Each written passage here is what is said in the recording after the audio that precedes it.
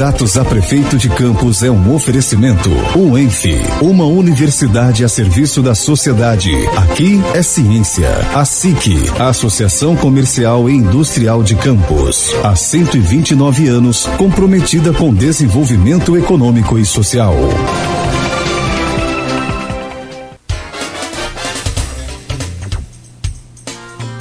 Agora 8h48 em Campos, de volta com o Folha no Ar, primeira edição, e neste bloco é justamente um dos, não mais nem menos, esperado do que os anteriores, mas um sempre muito aguardado aí pelos ouvintes e telespectadores, que são os projetos, né, em que os candidatos têm a oportunidade de falar aqui no Folha no Ar, primeira edição, nessa segunda rodada de entrevistas com os candidatos. Arnaldo, voltamos com você, mas ainda com um gancho no bloco anterior, por favor.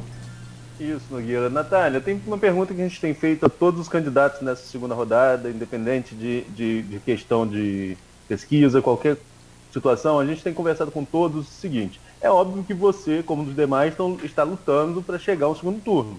Todo mundo briga para chegar ao segundo turno. Caso não esteja lá, há algum desses programas colocados pelos outros 10 candidatos que você se alinharia a um eventual segundo turno se não estivesse lá?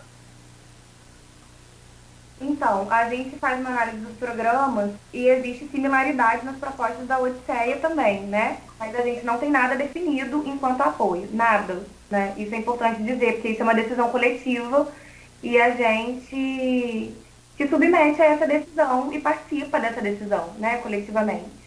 Então, a gente não tem nada fechado de apoio, de nada, né? A similaridade se saber com um programa que é o programa do PT. Tem coisas em comum, tá? Então, assim, e propostas em comum também. É óbvio que o que a gente pleiteia é que, por exemplo, nossas propostas, e aí eu fico com muita vontade também para colocar isso, que as nossas propostas elas sejam acolhidas por quem quer que seja, né? Isso seria muito importante e valioso para a própria população.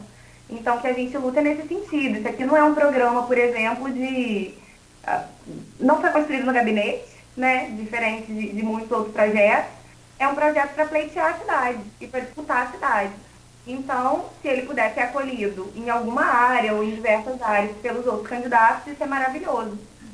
Maravilhoso não para os outros candidatos também, né? Não só, mas para a população principalmente. Natália, o debate que está quente aqui nos comentários do streaming, entre prós e contras, como sempre, né, costuma ser, briga de foice no escuro às vezes. E tem um correligionário seu, o Gustavo Machado, aqui no grupo faz uma pergunta, e eu queria abrir essa proposta com esse bloco dedicado a propostas com ela.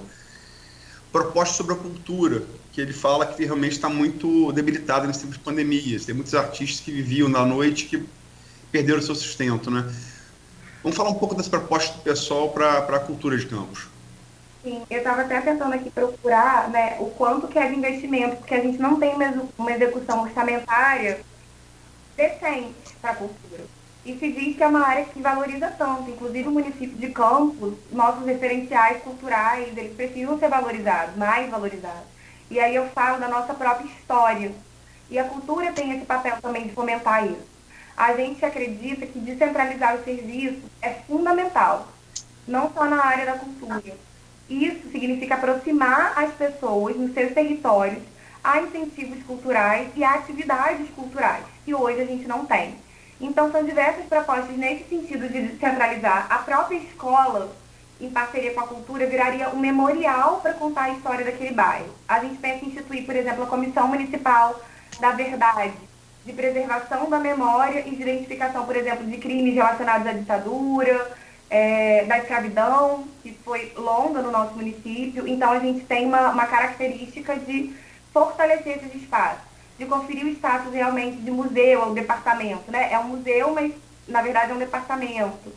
E aí, construir centros comunitários com atividades culturais e com atividades esportivas, se não possível, em diversas localidades, né, mas nas extremidades de Campos, pelo menos, porque as pessoas ficam restritas sem conseguir chegar a essas atividades culturais. eleição, por exemplo, para gerenciar departamentos de cultura, como, por exemplo, o Teatro de Bolso, implementar o projeto de cultura acabou de ser elaborado, né, pelo Concultura, que é o Conselho Municipal de Cultura. Então ele está lá prontinho, né? A gente precisa dar seguimento a esse plano. E a gente precisa, mais do que dar seguimento a esse plano, ter uma destinação própria de recursos e uma destinação suficiente. Eu consegui achar que foi 1 bilhão e 800, né, em um ano para a cultura. Isso é muito pouco, né? Isso é nada para poder gerenciar as atividades. Formar editais para projetos culturais, para que os artistas possam se submeter a esses editais e ter algum tipo também de financiamento em programas que favoreçam o próprio município. O Palácio da Cultura, que se diz que vai voltar agora, mas a gente está vendo e ainda não tem nada muito certo. Aquilo ali tem que ser preenchido com cultura, né, também. A gente pensa em fazer, e aí é uma proposta que a gente acolhe. É importante sempre dizer isso, que para elaborar as propostas de cada área, a gente ouviu pessoas envolvidas nas diversas áreas. A gente ouviu o Marcelo, que é presidente da Cultura, a gente ouviu a Lúcia, a gente ouviu artistas locais, né? Agradecer também ao Felipe, que é da minha banda de forró preferida, que é o Trio Lamparão, e eu amo forró, né? Ele ajudou muito a pensar, por exemplo, tendas culturais que possam ter atividades aos finais de semana, povoar Alberto Sampaio, né, com atividades culturais e valorizar os nossos artistas. São muitos, são excelentes e não tem valorização. Eu comecei a falar de uma proposta e acabei não terminando de falar sobre ela, que é no Palácio da Cultura funcionar um estúdio de produção para que o artista possa produzir também seu primeiro EP, produzir seu material, né, audiovisual, e isso com apoio da prefeitura. Isso pode ser cobrado um valor social, né, não muito caro, mas a prefeitura ajudar e fomentar isso, porque isso é fomentar a nossa própria cidade. E também, não menos importante, falar da promoção, né, e fomentar os nossos referenciais. Aí eu falo dos referenciais indígenas, dos referenciais negros e essas manifestações e expressões culturais nos territórios. A gente tem também uma política aqui de mapeamento, tem um catálogo para todos os artistas, porque a gente identifica a importância do município ter isso catalogado e ter isso identificado também no território e onde essas expressões acontecem. Natália, quando a gente fala de cultura, dá para a gente falar sobre vários setores, como você mesmo colocou aí, e um deles é de manifestações populares, e eu vou falar um pouco sobre o carnaval aqui em Campos, que do governo Rosinha criou-se o CEPOP, né, construiu-se aquela estrutura toda, mas o carnaval não cresceu a contento, e ainda teve uma mudança de data, e de lá para cá, todo mundo sabe o que aconteceu com o carnaval de Campos, só veio se esvaziando, perdendo força, até o período de ficar sem os desfiles de carnaval. Qual a sua proposta para esse setor, que além de cultural, tem também uma indústria por trás dele, a indústria do carnaval, a indústria econômica, que movimenta muitas comunidades? Exatamente, movimenta economicamente o município, é importante colocar isso para as pessoas, né? Porque muita gente fala assim, mas aí vai ter fomento e carnaval, mas isso é importante para a própria cidade. Isso atrai mais gente, isso faz circular, né, a economia, isso movimenta a economia. O pedido de quem a gente escutou é de retorno para o calendário oficial do carnaval. E desde que houve a troca, eu sei que isso é polêmico, e isso, assim, a gente vai ter alguns embates também, a gente está disposto a dialogar, porque é uma indústria, como você bem colocou, Neto. Então, assim, a gente tem que sentar com diversos setores e ver, mas a gente acredita que o carnaval na data certa, ele mobiliza mais. Desde que a data foi trocada para fazer um carnaval fora de época, a gente tem muito menos pessoas e vai desmobilizando a cada ano, porque as pessoas acabam ou curtindo o carnaval em outros lugares e fica esvaziado, né? A gente só tem atividade, às vezes, no Farol, o Trio, né? A gente tem pouquíssimas atividades culturais nesse período. E a população ela precisa também ser assistida e ser fomentada nessa sua potencialidade. O carnaval é potencialidade também. Potencialidade, inclusive, de mobilização econômica. Natália, para terminar o assunto cultura, que, como o Arnaldo disse, é muito vasto, programa de governo, me lembro que lá nesse ano de 2008, eu fazendo programa de governo de Rosinha, a proposta dela, por exemplo, Campos tem vários prédios tombados pelo IFAM, né? Solar das Elias, Solar da Baronesa, do Asilo do Carmo, enfim, havia uma proposta no governo Rosinha que parecia muito boa, usar um parcelo do dinheiro dos royalties, que a gente não tem mais hoje, temos que não vão ter, doravante ou não, para fazer um circuito, não só preservação, ajudar a preservar esses prédios, como fazer um circuito turístico, de turismo histórico, para gerar divisas, que aí entra um debate também econômico, que é alternativa para a crise financeira, né? O que você pensa disso? Excelente. Não, e isso está previsto, né, inclusive, dentro do plano de governo, porque a gente acaba não colocando todos, né? São muitas propostas. Mas, inclusive, favorecer o turismo de base comunitária também é cultura, que a própria comunidade possa contar a sua história. E isso relacionado ao centro, é possível o centro englobar esse circuito com outros solados Airizes, né, e outros prédios que são tombados pelo esforço.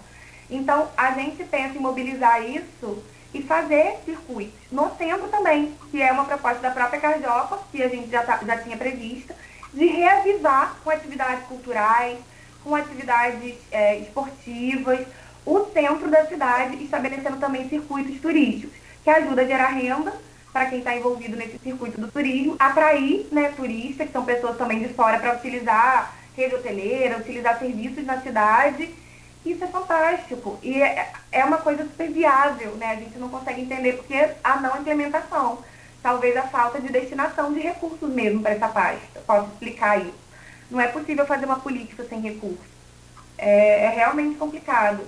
Mas o próprio centro tem muita história, né? A gente agora está aí com a obra do mercado, que é um imbróglio, e a gente precisa preservar arquitetonicamente, com certeza. Tem lá o relógio, né, do mercado, é um prédio do século XIX. O primeiro mercado a funcionar foi ali na pracinha do Xaxaxá, e depois foi feito esse modelo, se eu não me engano, copiado de um modelo francês, mas não tenho certeza. É porque eu já estudei mercado municipal e acabo esquecendo algumas informações, né?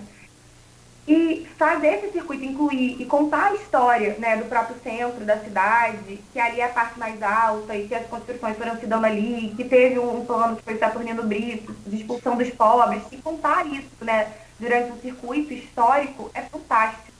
A própria população de campo precisa conhecer mais a sua própria história. Isso é quem nós somos também, né? Natália, da nossa última conversa para cá, né, nossa primeira conversa, já como candidata, a campanha efetivamente estava começando ainda, a bola estava rolando, começando a rolar nesse jogo aí que vai até 15 de novembro. O que mudou na sua percepção nessas caminhadas, nesse encontro com a população, sobretudo nas áreas essenciais? Eu gostaria de frisar, sobretudo, de investimentos para a educação, que é uma área que você, como educadora, conhece. Qual a sua percepção quando você foi para a rua e apresentou as propostas e do que você ouviu da população e que poderia mudar essa concepção? Em relação às propostas e a escuta, né? A gente, toda vez que a gente vai num bairro, a gente não só apresenta quais são as nossas propostas, mas a gente escuta mais do que a gente fala. E isso é muito importante. Aí a gente foi na Tapera, né, que até foi noticiado no final de semana, choveu no final de semana passado, no outro final de semana, e aí a gente vê as escolas com muito pouca estrutura. A maioria das escolas hoje funcionam em prédios alugados. Isso é bem absurdo, e sem estrutura própria. Tem escolas que não têm refeitório, como, por exemplo, a escolinha do Imbé, e as crianças comem no quintal, né, comem assim, a parte do próprio prédio.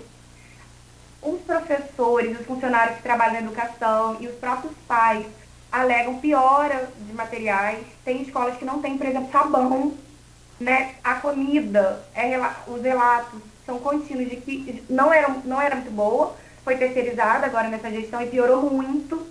E a gente precisa pensar essa comida para as crianças, para os adolescentes, para quem está inserido na educação, porque às vezes é a única comida de reforço que essas crianças têm, né, com uma qualidade nutricional maior.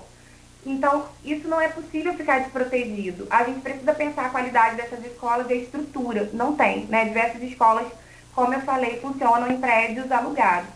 Creches são completamente insuficientes. Então, as mães nesses territórios, elas reclamam muito, porque elas não têm onde deixar os seus filhos. E isso impede. Olha só como que a mulher é muito culpabilizada, né?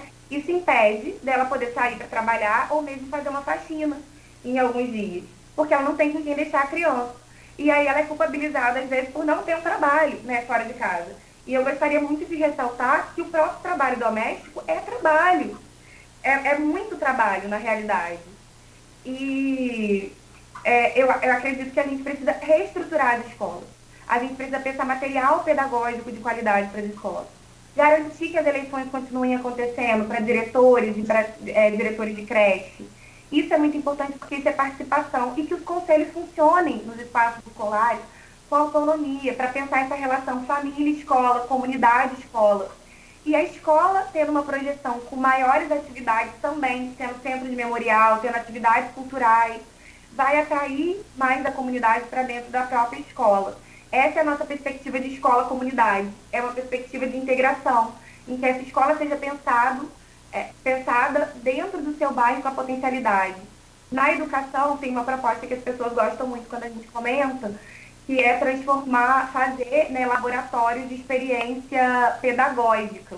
E o que é isso? É a própria população também podendo falar sobre as demandas, criação de brinquedos, de materiais pedagógicos como um laboratório social, sendo trocado até com outras cidades ou outros profissionais de outras áreas para inserir nas escolas e para isso ser experimentado. Como a gente tem também uma noção da coisa pública, tem um projeto que é muito bacana, que chama Viva Ciência na Escola, que é um incentivo, inclusive a gente precisa falar, né, do nosso professor aí, o Diogo Jordão, que acaba de ganhar o prêmio também agora, Educador Nota 10, e está lá, né, se apresentando. Isso é muito importante, porque ele fez um projeto sobre democracia, falando para os alunos sobre política, né, um professor de uma escola de travessão. Olha a importância disso. E aí ele participou desse projeto, que é o Viva Ciência na Escola, que estimula a ciência, e a gente precisa estimular isso com a molecada. Precisa estimular o método científico, né, o conhecimento científico. A escola é esse espaço. Então, criar projetos que tenham pegada em inserção social também é muito importante. Só que os professores acabam não sendo remunerados, né? É possível pensar também uma bolsa para se remunerar professores que criem e elaborem esses projetos. E na escola, na educação, e assim como todo funcionalismo público, tem que ser valorizado. Trabalha melhor, o servidor melhor valorizado. Natália, são 8h05, tem que falar de 2 temas ainda. Acaba 9h15, Cláudio? 9h15. 9h15, exato. Então, a questão do parque, de um parque. Ela já foi cobrada, já foi feito TAC em outros governos. Chegou a funcionar, um parque público municipal. Chegou a funcionar durante algum tempo ali no Manuel Cartucho. Depois parou também. E, quer dizer, tem várias ocorrências de pessoas praticando esporte que são atropeladas, mortas, algumas ficam com sequelas irreversíveis. Qual a proposta do pessoal para dotar a cidade de um parque público municipal? Então, a gente precisa avaliar juridicamente, né? Se caberia, por exemplo, para um parque público decretar uma área como uma área de interesse social, né? Zona de interesse social. E a gente vai fazer isso em alguns prédios. Isso é prerrogativa já para alguns prédios que se decrete ZEIS e que se possa utilizar aquele espaço para atividades voltadas para a população. E isso exige também capacidade de negociação com o proprietário. É total. O nosso apelo nesse sentido, dentro de uma política ecológica, Luiz, que inclusive isso facilita o circuito das águas, né? A chuva e a questão da drenagem, das águas retornarem para o lençol e para os rios. Isso é muito importante. Isso é trazido por professores da UF, que a gente também escutou, né, dentro do programa. Então, a gente pensa em parques verdes. Não, né, se a gente conseguir implantar mais, a gente sabe que são 4 anos de gestão e que às vezes é insuficiente. Mas a gente pretende, sim, implantar um parque municipal verde, que tenha água, que pense a arborização, inclusive a arborização da cidade, com árvores nativas da Mata Atlântica também é um projeto que entra no nosso programa de política ecológica. Pensar o circuito das águas, o bem atendimento, a preservação, né, das zonas que a gente tem, de incentivar a conscientização popular através de campanhas. A gente vê hoje muito lixo. A Lagoa do Vigário, por exemplo, lindíssima e altamente poluída, né, com descarte indevido na lagoa. Então, tudo isso a gente tem dentro do nosso programa e compõe já o programa dentro da política ecológica. E aí a gente pensa um conceito, né, que para além de trabalhar o conceito de desenvolvimento, a gente fala sobre o conceito de bem viver, ou até de saúde única, que é integrar, a gente ter um todo integrado, ecossistema, seres humanos, animais, então tem políticas de proteção aos animais. Tudo isso, de forma integrada, a gente pensa em executar, né, no nosso programa. É proposta, sim, um parque verde. A gente chama de área verde, né, dentro da cidade. O Manuel Cartucho, enfim, eu não sei muito bem porque que tá fechado agora, né, nesse contexto de pandemia, mas ele estava aberto. É porque eu não sei. Desculpa mesmo conhecimento nesse sentido. Não sei se ele estava aberto antes da pandemia. Ele funciona dessa forma, mas é preciso estabelecer até um parque maior, porque isso também é chamado de área de respiro da cidade. Serve para não aquecer tanto. A gente tem hoje uma estrutura, né, de elevação muito grande, a cidade é muito verticalizada, e isso ajuda, inclusive, a manter uma cidade melhor, né, para toda a população. Natália, como eu falei na pergunta anterior, né, sobre essa questão de mudança de percepção, na minha pergunta anterior, da mudança de percepção a partir da campanha em áreas essenciais. Falamos sobre educação. Agora eu queria que você falasse também sobre a área da saúde, que eu acho que se a gente fizer qualquer pesquisa qualitativa e perguntar quais são os principais problemas, saúde e educação, e isso não só em Campos, isso Brasil afora a gente vai ouvir essa mesma reclamação. Então eu queria ouvir as suas propostas para a área e o que mudou na sua percepção quanto à saúde de Campos durante a campanha. Então, mudou porque a gente realmente e efetivamente, né, como você colocou, se a gente for fazer uma pesquisa qualitativa e esse corpo a corpo acaba garantindo essa percepção, né, óbvio que não é uma pesquisa, porque a gente acaba nos esgotando, né, não tem como esgotar, né, esse corpo a corpo, até porque a gente não consegue chegar a todos os lugares, a saúde é destacada como o principal problema hoje em Campos. Isso por todas as pessoas. É claro que a gente tem problema muito sério com a mobilidade, mas a saúde é deslanchadamente o principal problema. E aí o que a gente percebe na área da saúde? A gente tem um desenho, que é o desenho do SUS, e o que a gente está falando e trazendo para dentro do programa é não inventando a roda, a gente não está criando nada novo, não, sabe? A gente está falando de algo que desde 1990 é garantido pela regulamentação do SUS. De algo que está lá regulamentado, foi regulamentado depois, né, outras portarias, enfim, projetos e programas, como, por exemplo, a Estratégia de Saúde da Família, a gente está falando disso, do básico. E a gente está falando principalmente que o nosso programa se foca na prevenção aos agravamentos de saúde. Isso é muito importante, isso reduz o custo para a máquina pública, isso reduz os agravamentos de saúde da população se ela tiver os seus problemas de saúde acompanhados no território. A gente tem agentes comunitários de saúde que foram aprovados no concurso, a gente teve uma reunião com os agentes comunitários de saúde e de endemias, que foram aprovados, né, no último concurso e não foram chamados, né, mesmo podendo ser remunerados com verba federal. Então isso demonstra um descaso com a atenção básica do nosso município. E é importante colocar isso, porque quando a gente tem descaso na atenção básica, e a gente tem mais pessoas adoecendo, e o que foi feito agora nessa gestão foi fechar todas as UBS, 71 UBS na saúde, no início da pandemia, como se não existisse mais agravamentos de saúde, ou problemas para serem acompanhados, como diabetes, hipertensão, problemas cardíacos, né? Isso parece que só existia Covid, mas as pessoas ficaram completamente desassistidas nos seus territórios. Então, reabilitar, reequipar, reestruturar as UBS e postos de estratégia de saúde da família é cerne para a gente, porque isso reduz muito a necessidade de hospitalização.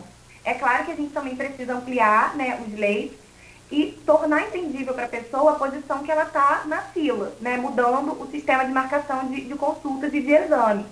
Hoje, por exemplo, a gente está no mês de Outubro Rosa, que é o mês que incentiva a prevenção ao câncer de mama e a prevenção ao câncer do colo de útero. E a gente só tem um mamógrafo na nossa cidade, que fica no HGG. Então, as pessoas não estão sendo assistidas devidamente, porque elas poderiam ser efetivamente assistidas se tivesse médico mais perto, agente comunitário de saúde, agente das endemias, porque o SUS é isso tudo. É olhar também o meio ambiente, as condições que podem agravar ou interferir no processo de saúde-doença, né? Então, o que a gente está falando vamos respeitar o desenho do SUS, vamos cumprir a atenção básica, vamos evitar que as pessoas precisem se hospitalizar e vamos cuidar desses agravamentos e da saúde das pessoas no território, tendo médico mais perto dela, tendo agentes comunitários mais perto, assistente social mais perto. Ok, temos 2 minutos ainda. Aloysio? Natália, você, 2 minutos, você quer colocar suas considerações finais? Sim. Novamente, né, eu gostaria de agradecer esse espaço aqui, né, na rádio, ao Aloysio, ao Neto, ao Cláudio, para que os candidatos possam expor as suas propostas, as suas ideias, né, mesmo as dificuldades, né, dizer que não existe problema fácil que se resolva. A gente tem noção da responsabilidade de enfrentar e de pleitear esse cargo. A gente tem noção, se eu já não durmo hoje, né, em época de campanha, eu tenho plena consciência que serão 4 anos sem dormir, mas estou disposta a enfrentar isso porque reconheço o meu lugar. Eu falei isso, reconhecer o meu lugar é o lugar de assistente social, é o lugar de professora, é o lugar de trabalhadora, né, que trabalho desde os 18 anos, e é o lugar daquela pessoa que faz política porque não se percebeu fazendo política quando decidiu que não ficaria em cima do muro em situações de injustiça. E ao perceber que nas situações de injustiça eu me colocaria definitivamente num lado, eu escolho o lado dos mais vulneráveis, dos mais fragilizados, até como profissional, como professora que sonha junto com os alunos, que acredita no potencial e que se reinventa na forma de fazer com pouca estrutura, fragmentada, com baixo salário. E não vivo disso, né, mas vivo para isso, para tomar partido, para tomar posição na vida. Eu acho que a vida demanda isso da gente também, que ela quer da gente a coragem, né? Afrouxa, às vezes aperta, mas quer da gente coragem. Então, no dia 15 de novembro, acredito que os ouvintes e todos os campistas, né, eleitores ou não, poderão avaliar aquele que melhor representa as suas demandas e aquele que mais se parece com você. Pode ser. Muito bem, 9h15. Professora Natália, candidata do PSOL, mais uma vez, muito obrigado pela sua participação aqui no programa Folha no Ar, primeira edição. Bom dia. Bom, Aloysio, fechamos por aqui essa entrevista com a Natália, esse programa de hoje também. Estaremos de volta amanhã às 7h15. Amanhã, o candidato convidado, conforme o sorteio, é o Caio Viana, do PDT, e na sexta-feira, do PMN, o Cláudio Rangel, né, do PMN, como eu já disse. É que você queria dizer Cláudio Rangel da Boa Viagem do PMN, por isso que você se confundiu. Pois é. Perfeito, exatamente, obrigado, Arnaldo. Então, só lembrar que a gente falou muito de debate, tem um debate muito importante, que é o debate do FIDESC, né? Que reúne as universidades, instituições de ensino superior de Campos, vai ser promovido de maneira virtual e vai estar sendo transmitido ao vivo pela Folha FM, tanto aqui no streaming da página da rádio no Facebook, quanto no áudio, né? A Rádio Mais Ouvida de Campos, então vai ter uma boa repercussão, e também pela Plena TV, né? E nesse, a priori, todos os candidatos estão confirmados. Vamos esperar que todos eles compareçam, porque debate é necessário. No caso aí já com a nova chapa formada aí do PSDB, com a saída do Beethoven também, né? E também colocar, Cláudio, que por essa mudança a gente provavelmente vai fazer, além do que estava planejado, mais um programa para ouvir a nova candidata, né, do PSDB. Perfeito. Ok. Arnaldo, logo mais tem também o Folha no Ar, segunda edição, hoje com a entrevista ainda referente a Quissamã, fazendo uma pausa aí nas entrevistas. Ontem foi o candidato à Prefeitura de São Francisco, do Itabapoana, fazendo uma pausa nessa rodada de entrevista lá com os prefeitáveis de São Francisco, e voltando a Quissamã, já visto que o candidato entrevistado de hoje está se recuperando ainda da Covid, mas está bem melhor, graças a Deus, né? Enfim, é menos uma vítima aí dessa doença, né, fatal, tão complicada. Então, logo mais às 18h15, você estará de volta aqui ao vivo na Folha FM, ok? Isso, Nogueira.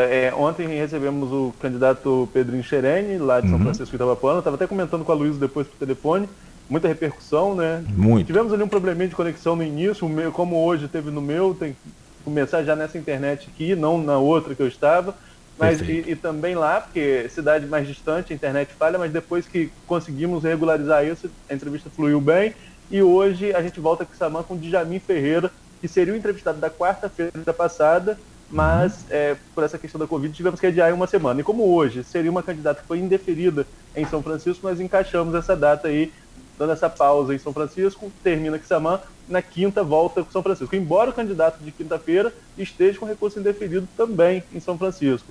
Ele teve indeferido em primeira instância e no TRE, mas já vai recorrer ao TSE, então ainda continua a campanha normalmente. Perfeito. Bom dia, Arnaldo, então, obrigado por hoje. Bom dia, Aloysio, e obrigado por hoje também, até amanhã. Bom, obrigado você, Cláudio. Obrigado aí a Natália, obrigado Arnaldo, obrigado sobretudo ao ouvinte, telespectador da Folha FM. Claro, muito bom. Obrigada, gente. Muito obrigada. Boa tarde. Boa tarde não, gente. Bom dia ainda. Bom dia. Bom dia. Bom dia, Natália. Obrigado a você. Na campanha. Tchau, tchau. Tchau. Bom, 9h19, Folha no Ar, primeira edição, de volta amanhã às 7h15, não perca logo mais, às 18h15, o Folha no Ar, segunda edição. Oferecimento dos laboratórios Plínio Bacelar e Clínica Proteus.